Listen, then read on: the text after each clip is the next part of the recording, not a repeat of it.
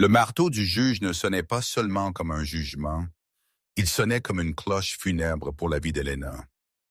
Ou du moins, c'est que pensait son ex-mari. Vous voyez, dans l'air stérile de la salle d'audience 4B à Manhattan, tout le monde riait.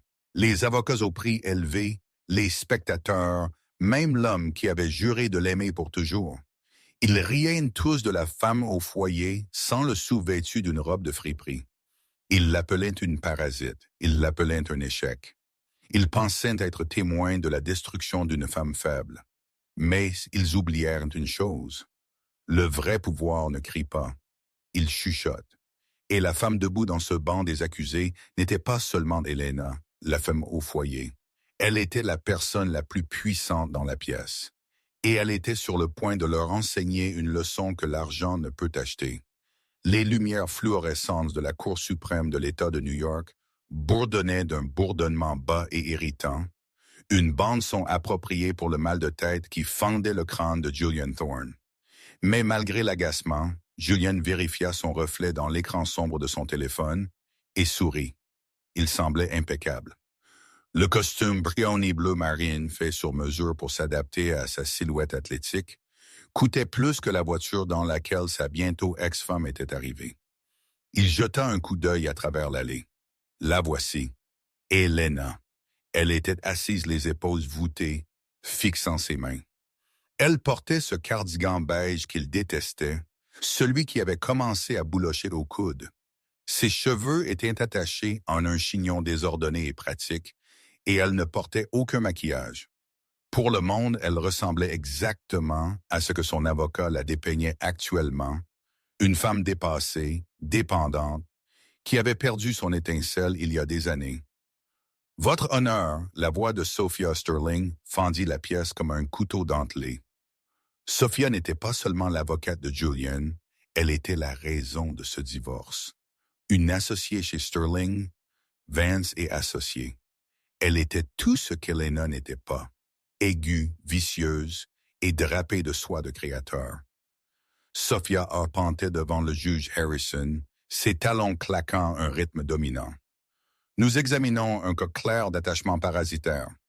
Mon client, M. Thorne, est un homme qui s'est fait tout seul. Il a bâti Thorne Logistics à partir de rien. Il travaille des semaines de 80 heures. Pendant ce temps, Mme Thorne n'a pas occupé d'emploi imposable depuis 5 ans. Elle prétend avoir contribué au ménage, pourtant la maison était nettoyée par du personnel payé par M. Thorne. La nourriture était préparée par des chefs payés par M. Thorne. Sophia marqua une pause pour les faits, se tournant pour regarder directement Eleanor, avec un ricanement qui n'atteignait pas ses yeux bleus froids. Et maintenant, Sophia continua, gesticulant théâtralement, elle réclame 50% de ses actifs. 50% d'un empire qu'elle n'avait pas aidé à construire. Ce n'est pas seulement légalement sans fondement. Votre honneur, c'est moralement offensant. Une onde de murmures parcourut la galerie. Les amis de Julian étaient au dernier rang, principalement des jeunes cadres et des banquiers d'investissement qui l'idolâtraient. Ils ricanèrent. L'un d'eux murmura assez fort pour être entendu. Croqueuse de diamants. Julian se pencha en arrière dans sa chaise, croisant les jambes. Il ressentit une montée de triomphe. Ceci se déroulait exactement comme prévu. Il avait offert à Elena un règlement il y a 3 mois, un petit appartement dans le Queens et 2000 $ par mois pendant 2 ans. Une misère, considérant que sa valeur nette était estimée à 45 millions de dollars, elle avait refusé. Elle avait dit qu'elle voulait ce qui était juste. Juste, pensa Julian, réprimant un rire. Juste est ce que tu gagnes, chérie, et tu n'as rien gagné. Madame Thorne, le juge Harrison parla, sa voix lasse. C'était un homme âgé qui avait vu des milliers de divorces et il semblait prêt pour le déjeuner. Votre avocat n'est pas encore arrivé.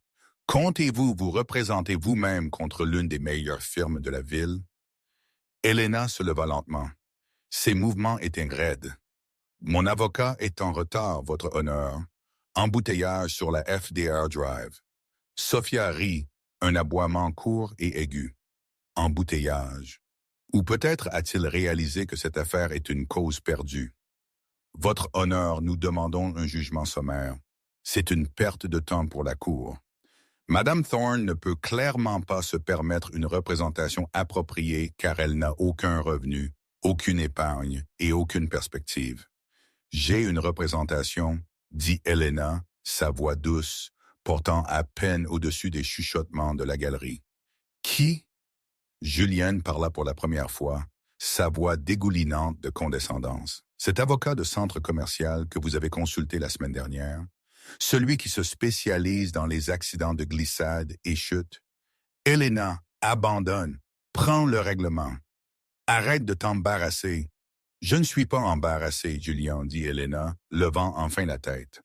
Pendant une seconde, juste une fraction de seconde, Julien ressentit un frisson. Les yeux d'Helena étaient habituellement chauds, un doux noisette qui plaidait pour l'affection.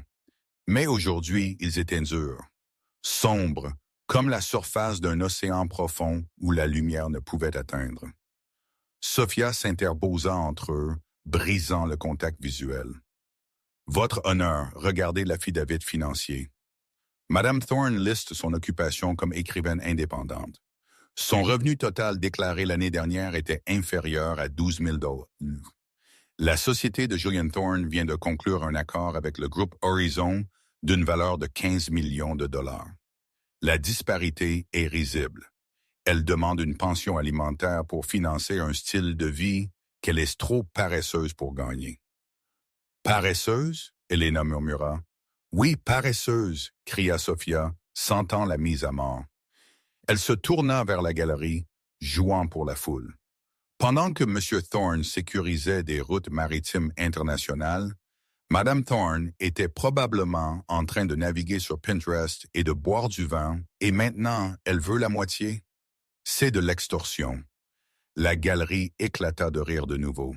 Julian ricana, secouant de la tête comme s'il était la victime d'une grande tragédie. « À l'ordre !» Le juge Harrison frappa son marteau. « Mademoiselle Sterling, baissez le ton. »« Je m'excuse, votre honneur, » dit Sophia, n'ayant pas l'air désolée du tout. « Mais les faits demeurent. Nous offrons un règlement généreux. Si elle refuse, nous demanderons qu'elle ne reçoive rien et paye les frais de justice. » Helena resta debout. Elle ne pleura pas. Elle ne cria pas. Elle tendait juste la main dans son sac cabasse en cuir abîmé et un sac que Julien lui avait dit de jeter il y a des mois parce qu'il semblait délabré, et en sortit une simple chemise cartonnée. « Je ne veux pas ton argent, Julien, » dit clairement Helena. La pièce devint silencieuse. Julien cligna des yeux. « Excusez-moi, je ne veux pas la pension alimentaire, » répéta-t-elle, « et je ne veux pas l'appartement dans le Queens. » Sophia plissa les yeux. « Alors que faisons-nous ici? Retirez-vous votre pétition? » « Non, » dit Helena. Elle plaça le dossier sur la table de la défense. Il semblait mince, insignifiant. « Je suis ici pour clarifier les actifs, parce que, vous voyez, vous avez fait une erreur dans votre évaluation. » Julien rit à haute voix cette fois. « Une erreur? Mes comptables sont de chez Deloitte. Ils ne font pas d'erreur, Helena. Je vaux 45 millions classe. Tout est déclaré. » « Je ne parle pas de tes actifs, Julian, » dit Helena, sa voix perdant soudain son tremblement. La douceur était partie. L'hésitation était partie. La posture de la femme au foyer vaincu disparut, remplacée par une colonne vertébrale d'acier. Sophia ricana. « Les tiens? Quels actifs? » La Honda Civic de 2014. Helena vérifia sa montre, une montre numérique en plastique bon marché. En fait, mon avocat devrait franchir ses portes juste à l'instant. Maintenant, les lourdes portes en chaîne de la salle d'audience s'ouvrirent avec un bruit sourd dramatique. Tout le monde se tourna. Julian s'attendait à voir un défenseur public échevelé et en sueur. Sophia n'attendait personne. Au lieu de cela, 3 hommes entrèrent. Ils portaient des costumes gris anthracite qui chuchotaient « Savile Row ». Ils se déplaçaient en phalange, portant des mallettes en cuir qui coûtaient plus que toute la garde-robe de Julian. L'homme au centre était plus âgé, avec des cheveux argentés et un visage que quiconque lisant le Wall Street Journal reconnaîtrait instantanément. Le souffle de Julian se bloqua dans sa gorge. Il attrapa le bras de Sophia. Sophia n'est-ce pas? Sophia pâlit. Sa bouche s'ouvrit, mais aucun son n'est sorti. L'homme aux cheveux argentés passa devant la galerie stupéfaite, devant Julian, devant Sophia, et s'arrêta devant Eleanor. Il ne s'inclina pas, mais il hocha la tête avec une déférence qui envoya une onde de choc à travers la pièce. « Mes excuses pour le retard, madame, » dit l'homme. « L'hélicoptère a eu des difficultés à atterrir sur l'héliport à cause du vent. »« C'est bon, Marcus, » dit Eleanor froidement. Le juge Harrison se pencha en avant, louchant par-dessus ses lunettes. « Marcus Stone, l'associé gérant de Vanguard Legal? » Marcus Stone était une légende. Il ne s'occupait pas des divorces. Il s'occupait de fusions pour des nations. Il représentait la royauté. Il coûtait 5 000 de l'heure juste pour parler au téléphone. « Oui, votre honneur, » dit Marcus Stone, plaçant sa mallette sur la table d'Eleanor. « Je suis ici pour représenter ma cliente, Madame Eleanor Vance Thorne. »« Vous vous moquez de moi, » murmura Julian, la sueur picotant soudain son front. « Elena, comment diable as-tu pu te payer Marcus Stone? » Elena se tourna vers Julian. Le masque était complètement tombé maintenant. Il n'y avait pas d'amour dans ses yeux, seulement un amusement terrifiant et froid. « Je ne l'ai pas embauché, Julian, » dit-elle doucement. « Il est sous contrat. Il travaille pour ma compagnie. » Pour comprendre le silence qui tomba sur la salle d'audience, vous devez comprendre l'histoire. Vous devez comprendre comment Julian Thorne, un homme qui se targuait de tout savoir, avait passé 5 ans à vivre avec une étrangère. Il y a 5 ans, Julian avait rencontré Elena dans un café de Brooklyn. Elle travaillait sur un ordinateur portable, portant des lunettes surdimensionnées et un pull taché de peinture. C'était un manager logistique prometteur, affamé et ambitieux. Elle semblait simple, douce, sans complications. Il l'avait approchée parce qu'elle ressemblait à quelqu'un qui le soutiendrait, pas quelqu'un qui le défierait. Julian ne voulait pas de partenaire, il voulait un public. « Je suis écrivaine », lui avait-elle dit lors de leur premier rendez-vous. « Je raconte des histoires. »« C'est mignon », avait-il répondu, lui tapotant la main. « Ça paye les factures. Ça se débrouille », elle avait souri. Il n'avait jamais demandé quel genre d'histoire. Il n'avait jamais demandé qui les publiait. Il supposait qu'elle écrivait des blogs ou des romans d'amour bon marché. Quand ils se marièrent 6 mois à 11 mois plus ben, il insista pour un contrat de mariage. Flashback. Il y a 3 ans, les penthouses étaient froids. Il était moderne, tout en verre et en acier, surplombant Central Park. Julian venait de rentrer d'un voyage d'affaires à Tokyo. Elena avait préparé le dîner. Un poulet rôti aux herbes, son préféré. « Je pense à m'étendre sur le marché asiatique, » dit Julian, desserrant sa cravate. Il ne la regarda pas. Il la regardait rarement désormais. « C'est un risque, mais j'ai besoin de capitaux. Je pourrais avoir besoin d'hypothéquer la maison. »« Est-ce que ça, Julian? » Elena demanda doucement. « Le marché est volatile en ce moment. » Julian claqua sa fourchette. « Que saurais-tu du marché, Elena? Tu restes ici toute la journée, écrivant tes petits contes de fées pendant que je suis dehors dans le monde réel à combattre les loups. Ne me fais pas la leçon sur l'économie. » Elena s'était tue. Elle prit une gorgée d'eau. « Je voulais juste dire que Vertex Global fait des mouvements dans ce secteur. Il pourrait écraser un concurrent plus petit. » Julian Rett, Vertex Global? Le conglomérat? Elena, s'il te plaît. Tu as entendu ce nom aux infos et maintenant tu penses être une analyste. Vertex ne se soucie pas d'une entreprise de logistique de taille moyenne comme la mienne. S'il l'avait regardé alors, vraiment regardé, il aurait vu le fantôme d'un sourire jouer sur ses lèvres. Si tu le dis, Julian. Mais la vraie trahison ne s'est pas produite dans la salle de conférence. Elle s'est produite dans la chambre à coucher. Flashback. Il y a 6 mois. Elena était rentrée tôt d'une retraite d'écrivain. Ce que Julian supposait être juste, elle assise dans une cabane dans les bois à ne rien faire. Elle entra dans leur appartement et vit les talons aiguilles rouges dans le couloir. Ils n'étaient pas les siens. Elle se dirigea vers la porte de la chambre. Elle était entr'ouverte, elle les vit, Julian et Sophia. Sophia portait la robe de chambre en soie de Léonore. Il riait. Pas seulement riait, se moquait. Elle est si ennuyeuse, Julian. Julian, disait Sophia, traçant un doigt sur sa poitrine. Comment peux-tu le supporter? Elle porte ses affreux pulls. C'est temporaire, avait répondu Julian, sa voix insensible. Elle est l'image parfaite de la femme au foyer pour les investisseurs. Ils aiment d'un homme de famille stable. Mais une fois que l'introduction en bourse sera lancée, une fois que j'aurai atteint 50 millions, je la laisserai tomber. Elle prendra la moitié, avertit Sophia. Non, elle ne le fera pas, sourit Julian. J'ai le contrat de mariage et elle n'a pas d'argent pour un bon avocat. Je lui donnerai des miettes et elle aura trop peur de se battre. Elle est faible, Sophia.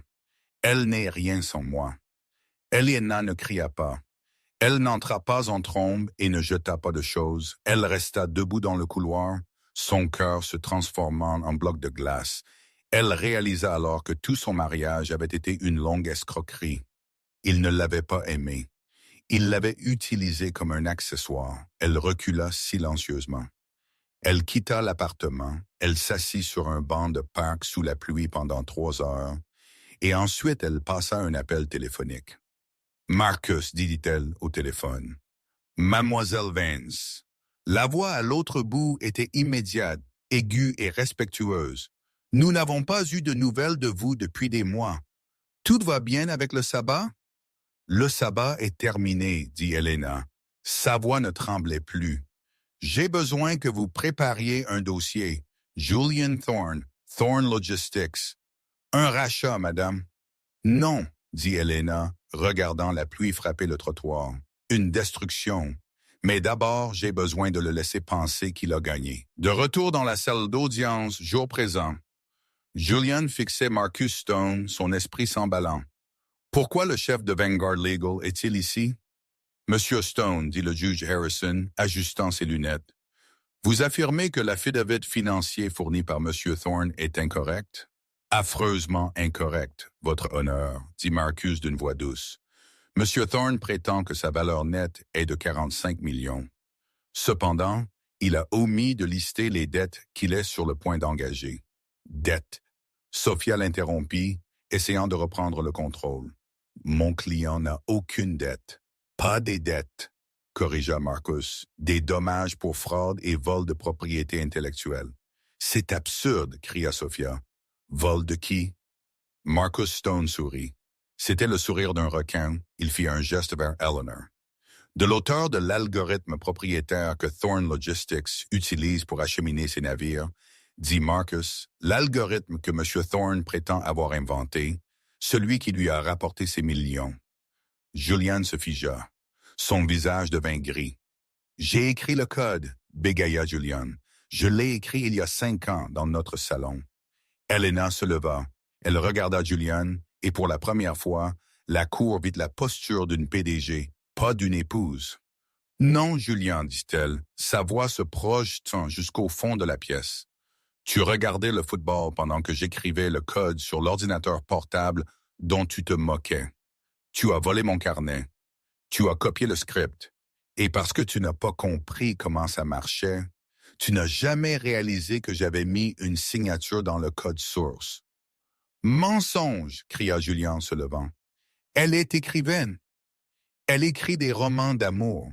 J'écris, dit Elena calmement. J'écris sous un pseudonyme. Mais avant de prendre une pause pour trouver l'amour, elle utilisa des guillemets aériens qui coupaient comme des couteaux. J'étais et suis toujours l'actionnaire majoritaire et le développeur principal de Vertex Global. Le halètement dans la salle d'audience expira l'oxygène de l'air. Vertex Global, le géant de la technologie, la société valant des milliards, la société dont Julian s'était moqué au dîner. Toi, Julian pointa un doigt tremblant vers elle. Tu es Evie.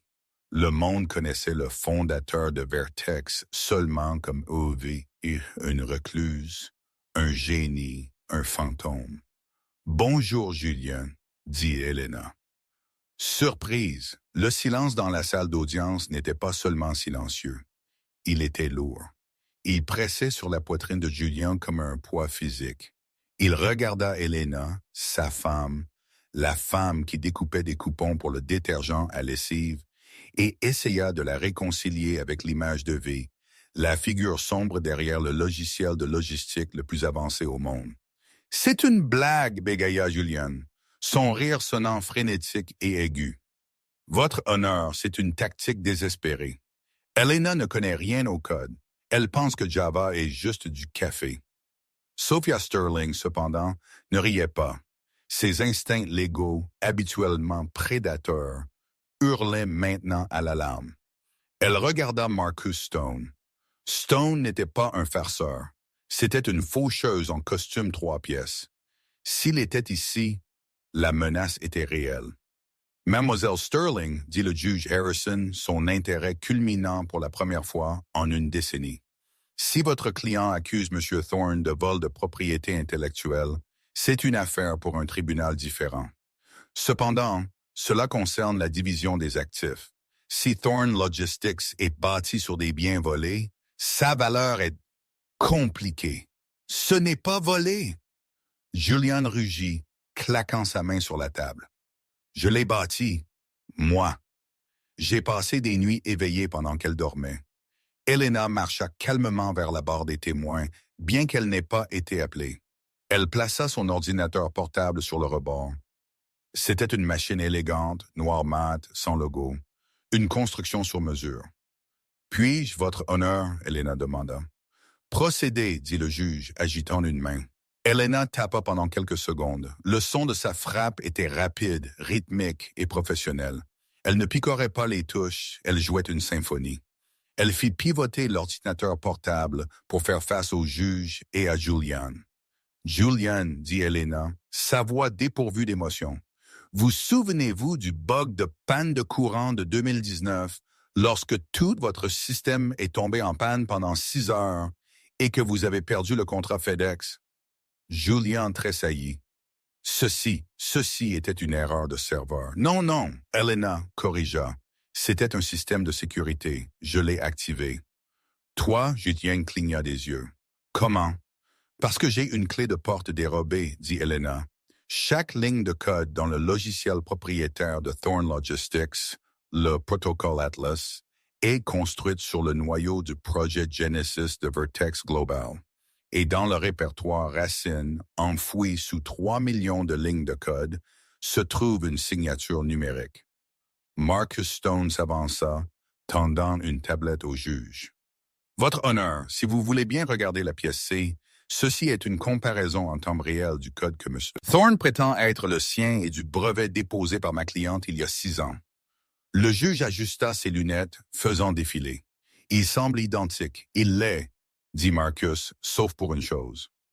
Monsieur Thorne, pourriez-vous dire à la Cour ce que signifie la variable evLoveJT dans la séquence d'authentification de connexion? » Julian se figea.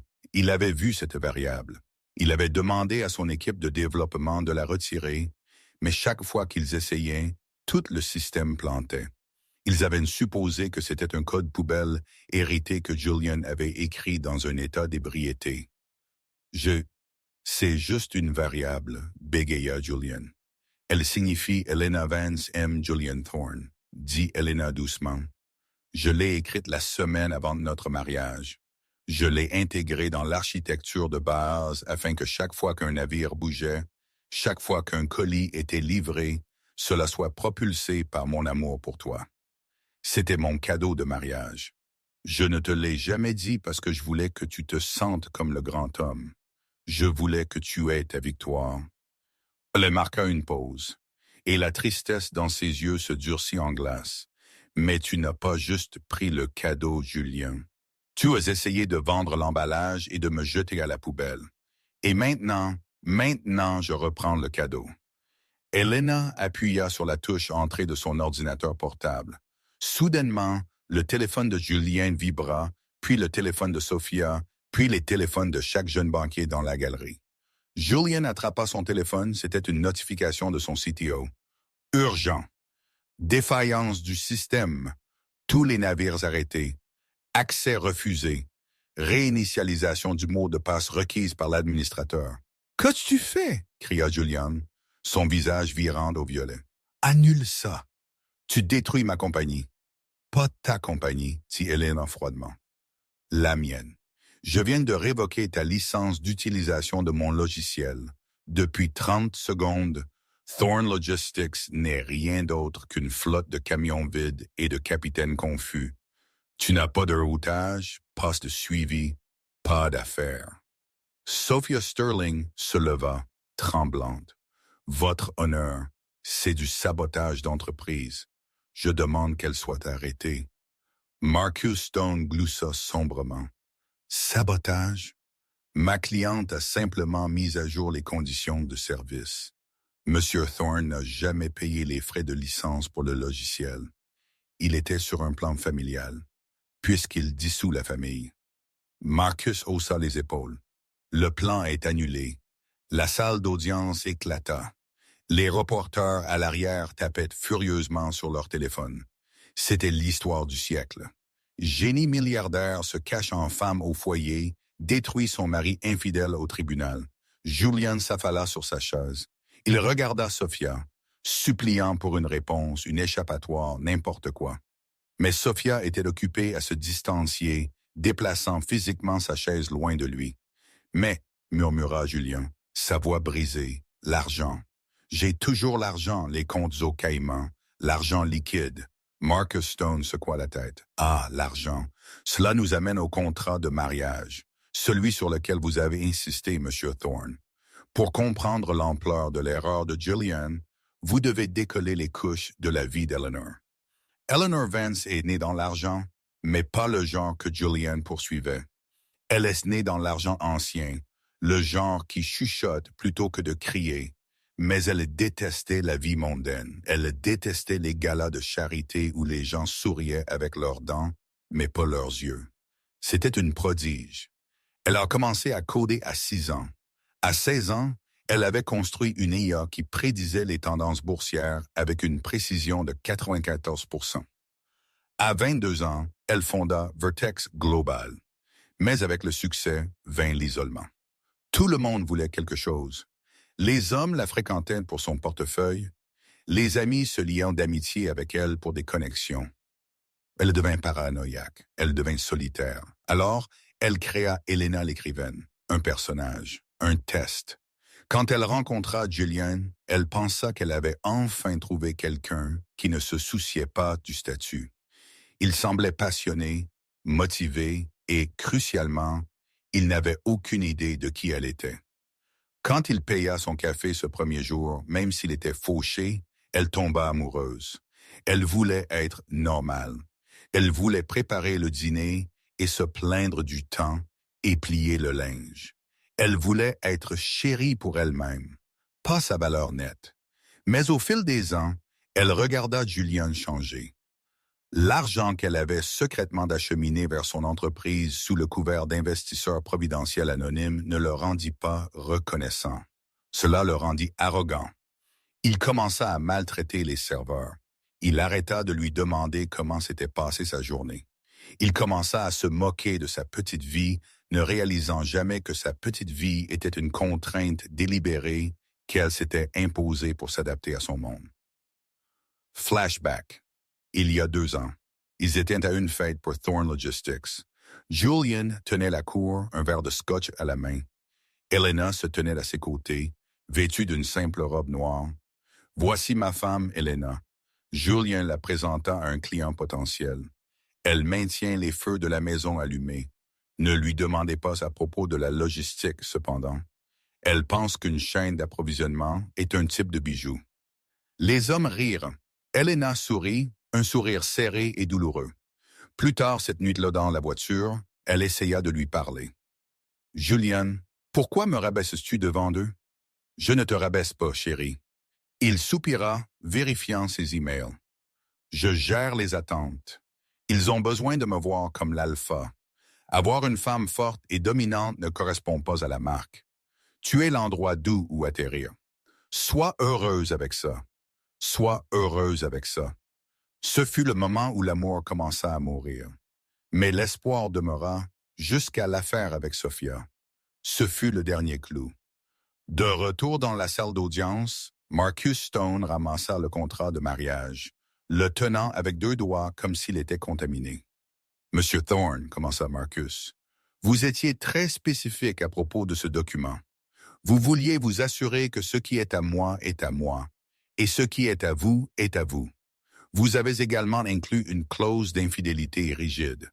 Clause 14, section C. Si l'une ou l'autre partie est trouvée s'étant engagée dans des affaires extra-conjugales, tous les actifs détenus conjointement et toute appréciation des actifs matrimoniaux reviennent à la partie lésée. » Les yeux de Sophia s'écarquillèrent. Elle connaissait cette clause. Elle l'avait rédigée. Elle l'avait rédigée parce que Julian était convaincu qu'Helena le tromperait avec un genre d'artiste affamé. « Nous avons des preuves de l'affaire, » dit Marcus, laissant tomber une épaisse enveloppe sur la table. Photos, reçus d'hôtel, messages textes, certains assez descriptifs. Julian regarda l'enveloppe. Il n'avait pas besoin de l'ouvrir.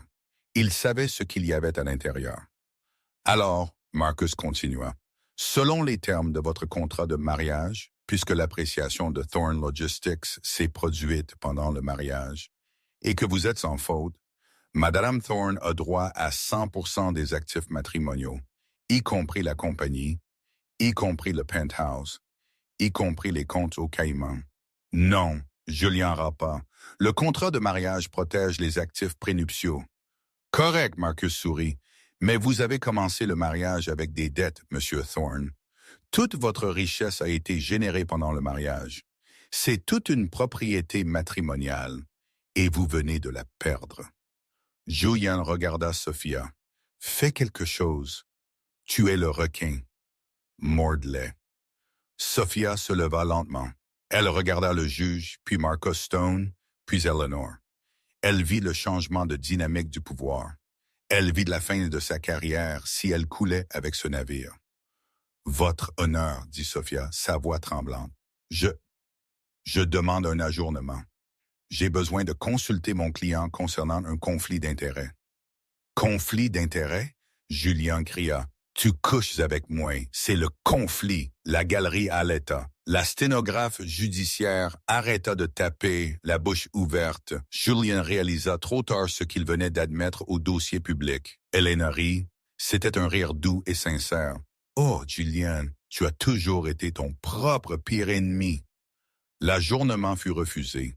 Le juge Harrison avait l'air de regarder son film préféré et refusa de le mettre en pause. « Monsieur Thorne a admis l'affaire au dossier, » déclara sèchement le juge Harrison. « La clause est activée, mais nous avons toujours la question du règlement. » Helena s'avança de nouveau. Elle ne regarda pas Julian. Elle regarda le juge. « Votre honneur, je ne veux pas son argent, » dit-elle. La tête de Julian se releva d'un coup. « Tu ne veux pas? »« J'ai des milliards, Julian, » dit-elle d'un air dédaigneux. « Tes 45 millions sont une erreur d'arrondi dans mes déclarations de revenus. Je n'ai pas besoin de ton penthouse. Je possède l'immeuble où il se trouve. Je l'ai acheté la semaine dernière par le biais d'une société écran juste pour t'expulser. » Julian pâlit. « Toi? Tu as acheté l'immeuble. »« Je ne veux pas ton argent liquide, » répéta Helena. « Mais je veux la justice. Et je veux m'assurer que tu ne feras plus jamais ça à une autre femme. » Elle se tourna vers Sophia. « Madame Sterling, » dit Helena, « je sais pour les pots de vin. » Sophia se figea. « Je vous demande pardon. Les pots de vin que vous avez payés au commissaire à l'aménagement pour faire approuver l'entrepôt de Julian dans le Jersey? » Helena dit, « J'ai les emails. Je les ai récupérés du serveur de Julian quand je l'ai bloqué. » Sophia attrapa sa mallette. « Je m'en vais. Je me retire en tant qu'avocate. »« Asseyez-vous, mademoiselle Sterling. » Le juge Harrison aboya. « Huissier, barre les portes. » Helena continua, sa voix implacable. « Je porte plainte pour espionnage industriel, fraude et corruption. Mais je suis prête à faire un marché. » La pièce retint son souffle. « Quel marché? » Julian demanda, sa voix un gémissement. « Reddition totale, » dit Helena. Vous me cédez Thorn Logistics inconditionnellement. Vous admettez publiquement le vol de propriété intellectuelle. Et vous, elle désigna Sophia, vous renoncez à votre licence d'avocat volontairement. Jamais. Sophia hurla. J'ai travaillé 20 ans pour ça. Alors je publie les emails à l'ordre des avocats et au procureur de district, dit Elena calmement, et vous allez en prison. Votre choix. Julien regarda ses mains. Il pensa à la réputation qu'il avait bâtie, aux couvertures de magazines, aux interviews où il se vantait de son génie. Si je signe, Julien demanda, des larmes s'échappant de ses yeux. Qu'est-ce que j'obtiens? Est-ce que je garde l'appartement, la voiture? Elena s'approcha de lui. Elle se pensa prêt pour que seul lui puisse entendre. Tu gardes ta liberté, Julian. Tu ne vas pas en prison pour avoir volé mon code. Tu sors d'ici avec les vêtements sur ton dos. C'est ma générosité. C'est l'endroit doux où atterrir que tu voulais. Julien regarda le costume Brioni qu'il portait. C'était la dernière chose chère qu'il posséderait jamais. Il ramassa le stylo. Sa main tremblait si fort qu'il pouvait à peine écrire. Il signa les papiers que Marcus lui tendait. Sophia, voyant Julien capituler, réalisa qu'elle n'avait plus de bouclier. Elle s'affala sur sa chaise, couvrant son visage de ses mains. « Je signerai », elle murmura. Le juge Harrison frappa son marteau. Cela sonnait comme un coup de feu. « Jugement pour la défenderesse », déclara le juge. « Les actifs sont transférés. La cour est ajournée. » Mais l'histoire n'était pas terminée. Alors que Julian sortait de la salle d'audience, hébété et brisé, il s'attendait à ce que les caméras soient sur lui. Il s'attendait aux paparazzi. Mais ils ne le regardaient pas. Ils envahissaient Eleanor. « Evie, par ici. Est-il vrai que vous lancez un nouveau réseau satellite? Pourquoi vous êtes-vous caché si longtemps? » Eleanor s'arrêta sur les marches du palais de justice. Elle mit une paire de lunettes de soleil foncé. Elle ressemblait à une reine. Elle regarda les caméras et ensuite elle regarda Julian, qui se tenait seul près d'une poubelle, essayant de élire un taxi qui ne s'arrêtait pas pour lui. « Je me suis caché », dit Elena au journaliste, sa voix amplifiée par une douzaine de microphones, parce que je voulais voir qui étaient les gens quand ils pensaient que personne ne regardait. Et maintenant, j'en ai assez vu. Elle marcha vers une limousine noire qui l'attendait. Le chauffeur ouvrit la porte. Ce n'était pas seulement un chauffeur, c'était le PDG de Vertex Global, son second, s'inclinant devant elle. Julien regarda la limousine s'éloigner. Il vérifia son téléphone. Son application bancaire était toujours ouverte. Solde. Il leva les yeux vers le ciel. Il commença à pleuvoir. 3 mois plus tard, le radiateur de l'appartement studio siffla et cliqueta, crachant quelques gouttes d'eau rouillées sur le sol en linoléum. C'était le seul son dans la pièce. Julian Thorn était assis sur le bord d'un matelas qui sentait légèrement le moisi. Il portait un T-shirt qui avait été blanc autrefois, mais était maintenant grisé par les lavages de laverie bon marché. Il fixait le mur. Il avait postulé à 42 emplois au cours des 30 derniers jours. Pas des emplois de cadre, pas des emplois de direction. Il avait commencé à postuler pour des postes de coordinateur logistique de niveau d'entrée, puis des rôles de chef d'équipe. Puis, finalement, hier, il avait postulé pour être conducteur de chariot élévateur dans un entrepôt au New Jersey. Le gérant de l'entrepôt, un homme costaud nommé Frank, lui avait ri au nez. « Vous êtes Thorn, n'est-ce que pas? » Frank avait demandé, regardant le CV de Julian. Le gars qui s'est fait poursuivre par sa propre femme pour avoir volé son code. C'était un malentendu, Julian avait dit, sa voix creuse. « Un malentendu, » Frank gloussa. « Mon ami, tu es radioactif. Mon assurance ne vous laissera même pas sur le sol. Si EV découvre que nous vous avons embauché, elle retirera nos contrats. » Sortez d'ici. Radioactif. C'était le mot de la saison. Julian avait tout perdu. Le penthouse était parti. Elena l'avait expulsé 48 heures après l'affaire judiciaire. Ses comptes furent gelés puis vidés pour payer les frais de justice et les coûts de règlement de l'enquête pour fraude. Ses amis, les banquiers, les investisseurs, les copains de beuverie bloquèrent son numéro. Il avait contacté Sophia Sterling une fois, juste une fois. Il l'avait trouvée assise dans un bar miteux à Hell's Kitchen à 11 moins le quart du matin. Elle avait l'air terrible. Ses cheveux n'étaient pas lavés et elle sirotait un gin tonic bon marché. Elle avait été radiée du barreau. Le scandale avait été si public, si humiliant, qu'aucune firme du pays ne la toucherait. Elle travaillait actuellement comme parajuriste pour un agent de cautionnement, gagnant 15 dollars de l'heure. Sophia. Julian s'était approché de sa table. Elle leva les yeux. Ses yeux étaient injectés de sang. Elle ne le regarda pas avec amour ni même avec luxure. Elle le regarda avec une haine pure et non altérée. Toi, elle cracha. Tu as ruiné ma vie. Nous l'avons ruinée ensemble, Julian murmura. Non. Sophia se leva, balançant légèrement. J'étais un requin. J'étais au sommet de la chaîne alimentaire. Puis je t'ai rencontré et ton ego m'a traîné au fond de l'océan. Sais-tu comment il m'appelle maintenant? La folle de Thorne. Éloigne-toi de moi, Julian. Si je te revois, je crierai. Julian était sorti du bar et n'avait jamais regardé en arrière. Maintenant, assis dans son appartement froid, il vérifia son téléphone. C'était un vieux modèle qu'il avait acheté dans un magasin porno après avoir vendu son iPhone. Il avait une notification, c'était une alerte d'actualité. Vertex Global annonce une initiative révolutionnaire d'expédition verte. La PDG fait une rare apparition publique. Le pouce de Julian plana sur le lien. Il ne devrait pas cliquer dessus. C'était une torture. Mais il ne put s'en empêcher. Il tapota l'écran. Une vidéo fut jouée. C'était Eleanor. Elle était debout sur une scène à Genève, Suisse. Elle était à couper le souffle. Elle portait un costume blanc structuré qui la faisait ressembler à un ange des temps modernes. Ses cheveux étaient lâches, cascadant sur ses épaules. Elle souriait, un sourire sincère et radieux qu'il n'avait pas vu depuis des années. Nous croyons, disait Elena sous les applaudissements de milliers, que la technologie devrait servir l'humanité et non l'inverse. C'est pourquoi Vertex s'engage à verser 1 milliard de dollars pour les efforts de nettoyage des océans. La foule rugit. Julian regarda l'écran, des larmes coulant sur son visage. Il se rappela les nuits où elle lui demandait de lire ses brouillons. Il se rappela comment il roulait des yeux et lui disait qu'il était trop occupé à bâtir un empire. Il avait bâti un château de sable. Elle avait bâti une montagne.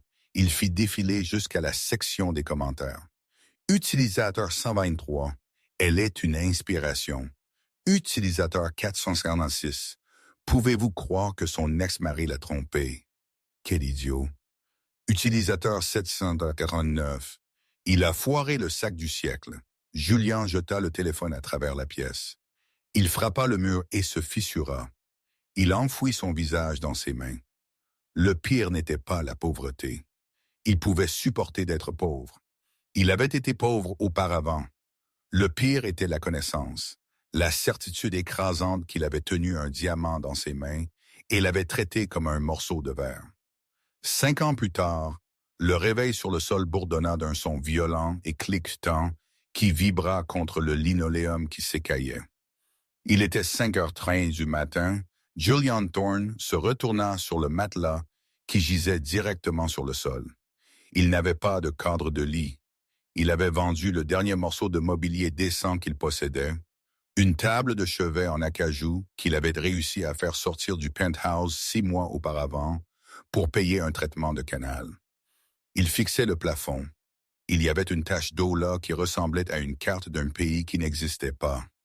C'était son royaume maintenant, un studio en sous-sol de 300 pieds carrés dans un immeuble en ruine dans le Queens, sentant perpétuellement le béton humide et le chou bouilli du voisin d'en haut. Il s'assit, ses articulations craquant. À 42 ans, Julian se sentait 60. Le stress des 5 dernières années l'avait vieilli plus vite que le temps n'aurait jamais pu le faire. Ses cheveux, autrefois un châtain épais et brillant qui coûtait 200 $ par mois à coiffer, étaient maintenant clairsemés et gris aux tempes. Son visage était émacié, la mâchoire ciselée qui avait autrefois fait la couverture de Business Weekly, maintenant caché sous la barbe naissante d'un homme qui essayait d'économiser de l'argent sur les lames de rasoir. Il se leva et marcha vers le petit évier dans le coin. Il s'aspergea le visage d'eau froide. Il ne se regarda pas dans le miroir. Il ne s'était pas regardé correctement dans un miroir depuis des années. Il ne pouvait supporter de voir le fantôme le regarder en retour. Aujourd'hui était dimanche. C'était le seul jour où il n'avait pas à se présenter chez Miller's Hardware and Supply. C'était une cruelle plaisanterie de l'univers que Julian Thorne, l'ancien PDG de Thorne Logistics, un homme qui avait autrefois commandé une flotte de superpétroliers et de jets cargo, passait maintenant 6 jours par semaine à ranger des étagères avec des vis, des boulons et des tuyaux en PVC. Il portait un gilet rouge avec un badge nominatif qui disait simplement « Julian ». La plupart des clients le traitaient comme s'il était invisible. Ceux qui le voyaient se plaignaient habituellement qu'il était trop lent. Mais dimanche était son jour de pénitence. Il s'habilla avec soin. Il mit la seule bonne tenue qu'il avait sauvée de la purge. Un manteau de laine anthracite qui s'effilochait légèrement au poignet. Une chemise blanche propre qu'il repassait méticuleusement sur le sol. Et ses vieilles bottes en cuir. Elles étaient déraflées. Mais elles étaient de qualité. Elles étaient les seules choses qui lui rappelaient qui il avait été. Il prit le métro pour Manhattan. Le train était bondé, bruyant et sale, loin des vitres teintées de la Maybach dans laquelle il était autrefois conduit. Il se tenait dans le coin, tenant la barre métallique, regardant la ville défiler en flou. Il descendit à la 59e rue et marcha vers Central Park. C'était fin octobre, la saison des choses mourantes. La ville était vêtue d'une parure funèbre d'or, de cramoisie et d'oranges brûlées. L'air était vif et mordait sa peau exposée, sentant les noix grillées et les gaz d'échappement, le parfum de New York. Julian marcha sur son chemin habituel. Il gardait la tête basse, évitant le contact visuel. Il vivait dans la peur constante d'être reconnu, bien que cela n'arrivait plus rarement. Le scandale avait été le sujet de conversation de la ville pendant 1 an. La ville avait une courte mémoire. Pour le monde, Julian Thorne n'était qu'un conte édifiant, une note de bas de page dans la biographie de la grande Evie Eleanor Vance. Il trouva son banc près de la fontaine de Bethesda. C'était un endroit qui offrait une vue sur le lac et le hangar à bateau. Dans sa vie précédente, lui et Elena avaient dîné une fois dans ce hangar à bateau. Il se rappela s'être plaint que le service était trop lent. Il se rappela avoir vérifié son téléphone tout le temps. Il se rappela Elena le regardant avec ses yeux noisettes doux et pleins d'espoir, lui demandant s'il voulait faire une promenade après. Il avait dit non. Il avait dit qu'il avait une conférence téléphonique. Mon Dieu, pensa-t-il, serrant sa tasse de café en papier froid. Si je pouvais retourner à cette nuit-là, je jetterais le téléphone dans le lac. Je marcherais avec elle, jusqu'à ce que nos pieds saignent. Il resta assis là pendant 1 heure, regardant les touristes. Il regarda de jeunes couples se tenant la main, inconscients de la fragilité de leur bonheur. Il regarda des pères lancer des frisbees à leurs fils. C'était toujours ce qui piquait le plus. Les pères. Julian avait voulu un fils. C'était la seule chose dont il avait parlé constamment pendant le mariage. Il voulait un héritier, quelqu'un pour porter le nom, quelqu'un pour reprendre l'empire. Il avait blâmé Elena pour leur absence d'enfant, l'accusant d'être trop stressée, trop concentrée sur ses petits passe-temps. Ce n'était pas elle, réalisa-t-il maintenant, regardant un papa latir la chaussure de sa fille. C'était le stress que je lui infligeais, la solitude. Le corps sait quand il n'est pas sûr de mettre une vie au monde. Le vent se leva, tourbillonnant un vortex de feuilles sèches autour de ses bottes. Il vérifia sa montre. C'était une montre numérique en plastique bon marché qu'il avait achetée dans une pharmacie. 11 lancers tout à cela du matin. L'heure de retourner au trou dans le Queens avant que le métro ne devienne trop bondé. Il se leva pour partir. Et ce fut alors que l'univers décida de tordre le couteau une dernière fois. Au début, il pensa que c'était une hallucination. Il vit une femme marcher sur le chemin à environ 50 verges de distance. La façon dont elle bougeait, C'était indubitable. C'était une glisse, une démarche confiante et gracieuse, qui commandait l'espace autour d'elle sans le demander. Elle portait un long manteau en cachemire couleur camel qui semblait incroyablement doux. Une écharpe en bois avec un motif géométrique, couleur de vertex global, il nota avec une pointe, était enroulé lâchement autour de son cou. Ses cheveux, un brun chocolat riche et foncé, étaient coiffés en vagues lâches qui captaient la lumière du soleil d'automne. Eleanor. Le cœur de Julian frappa contre ses côtes comme un oiseau piégé. Son souffle se bloqua. Il voulait courir. Il voulait se cacher derrière l'arbre. Il ne voulait pas qu'elle le voie ainsi.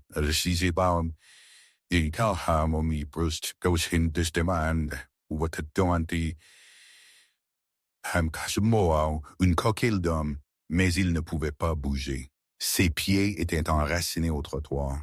Il était paralysé par un cocktail de honte et un désir désespéré, affamé.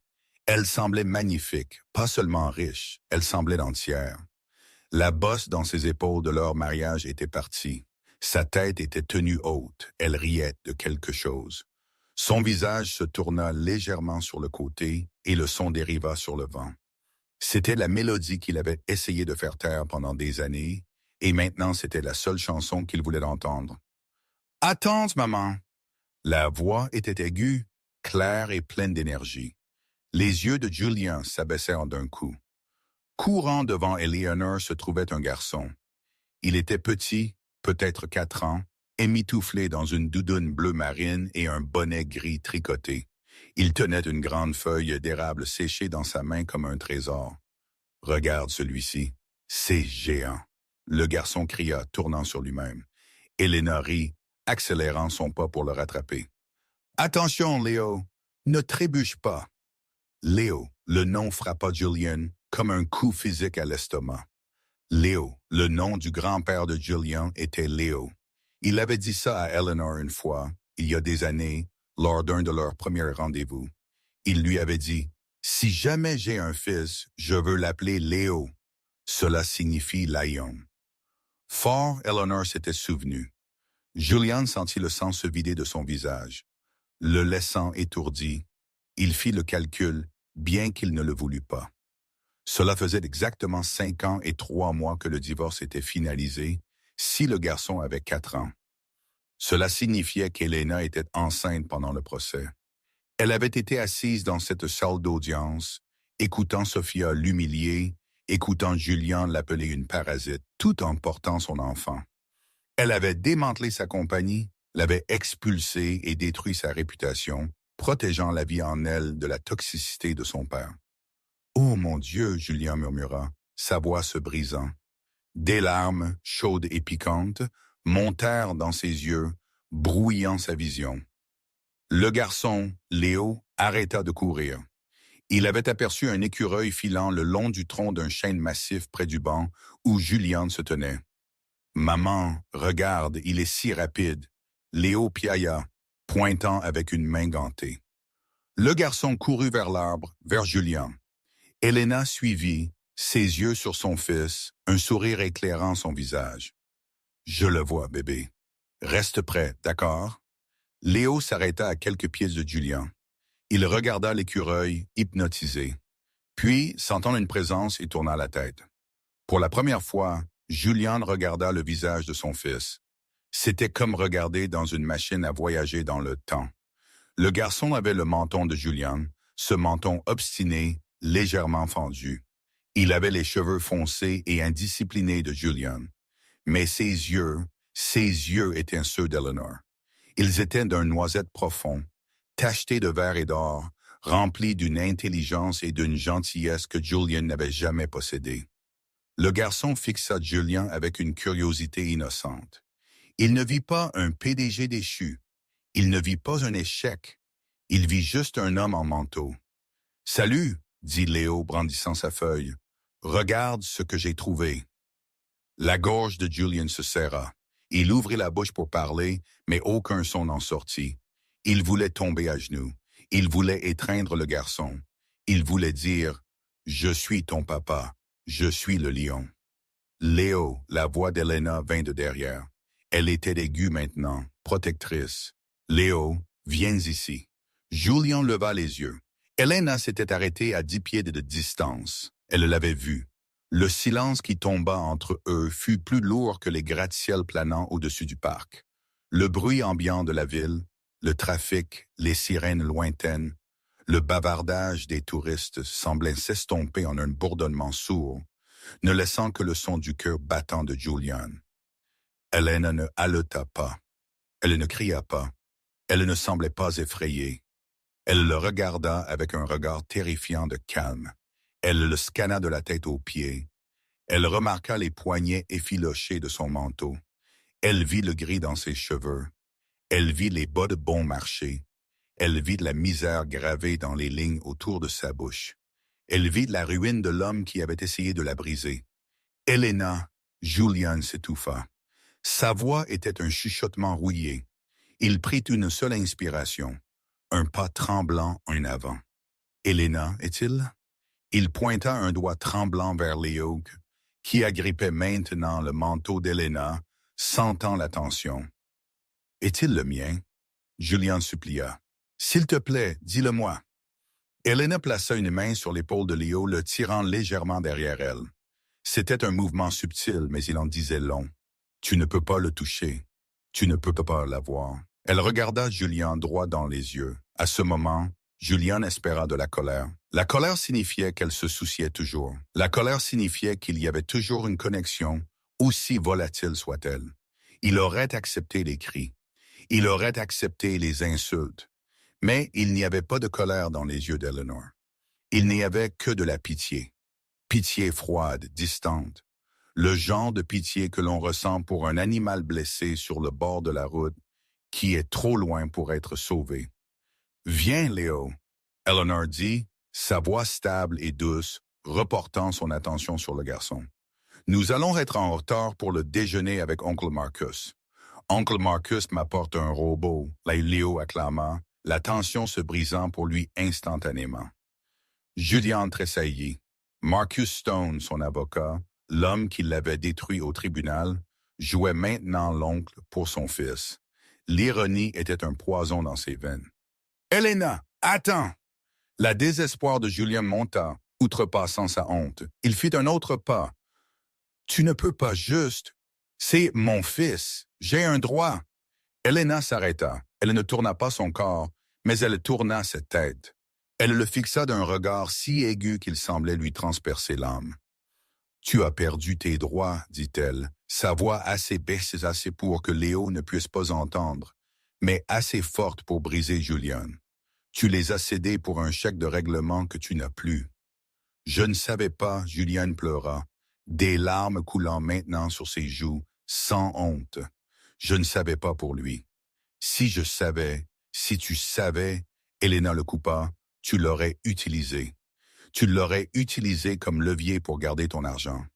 Tu lui aurais appris que les gens sont des objets à posséder. Tu l'aurais transformé en toi. Elle regarda Léo, brossant une mèche de cheveux de son front avec une tendresse infinie.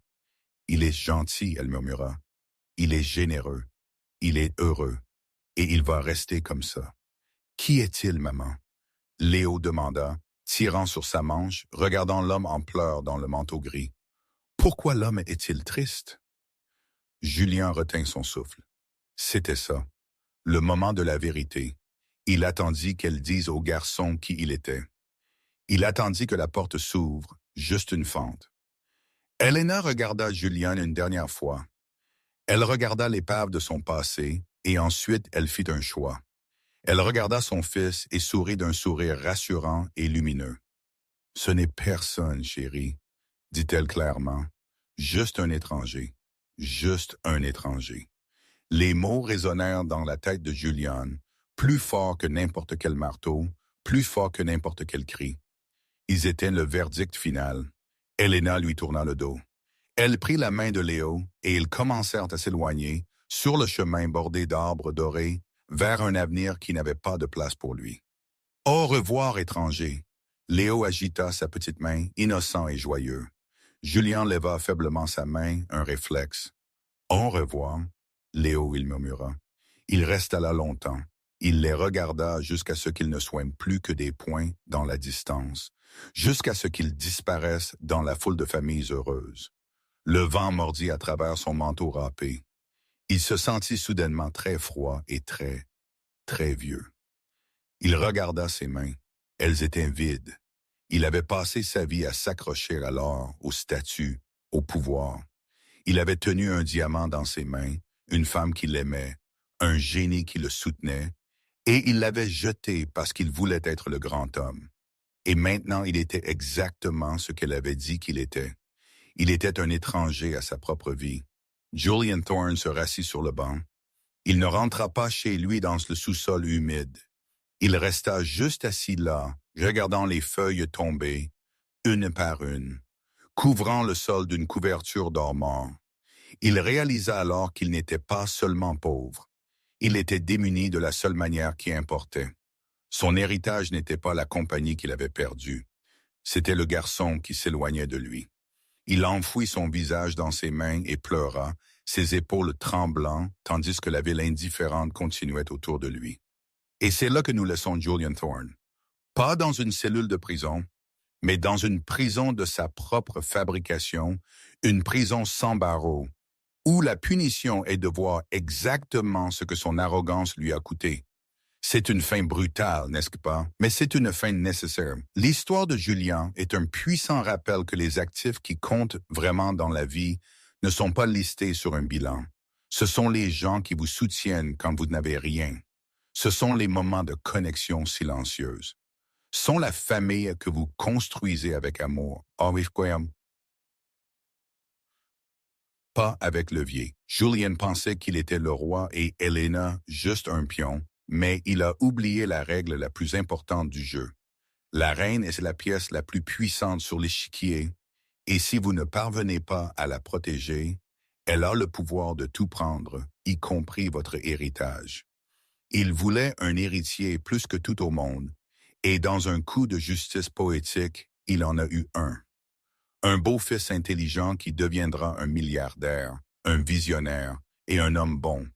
Mais il fera tout cela sans jamais connaître le nom de son père. Alors voici ma question pour vous. Pensez-vous qu'Elena a eu raison de cacher l'enfant? Était-ce un acte de protection ou était-ce un acte de vengeance? Julian méritait-il de savoir? Malgré tout ce qu'il a fait. Je veux voir vos débats dans la section des commentaires ci-dessous. Si cette histoire a touché votre cœur ou si le rebondissement vous a choqué, veuillez appuyer sur ce bouton « J'aime ». Cela aide vraiment la chaîne à grandir. Et n'oubliez pas de vous abonner et d'activer la cloche de notification pour ne jamais manquer une histoire. Rappelez-vous, faites attention à qui vous blessez aujourd'hui. Ils pourraient tenir votre avenir entre leurs mains demain.